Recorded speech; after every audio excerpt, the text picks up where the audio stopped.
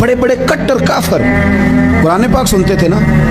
एक दिन उतबा कहने लगा अबू जाल से और दीगर लोगों से कि बड़ी हो गई लड़ाई, बड़ी हो गई बहस, इस तरह करता हूँ मैं जाके ना तो मोहम्मद इब्ने अब्दुल्ला सल्लल्लाहु, मैं जाके बात करता हूँ हुजूर से। उतबा आ गया, कहने लगा मैं मुज़ाकरात करता हूँ। सब ने कहा चल तू सियाना आदमी है, समझदार है, चला जा। कहने लगा अगर आप सरदारी चाहते हैं तो हम देते हैं, और अगर आप मालो दौलत चाहते हैं तो माज़अल्लाह हम देते हैं। जो आप कहते हैं हम करते हैं, किसी तरह का भी आपका मुतालबा है तो हम पूरा करने को तैयार हैं, तो आप बता दें हम वो कर देते हैं। जब उसकी बात पूरी हो गई तो हुजूर फरमाने लगे मैं भी कुछ बोलूँ।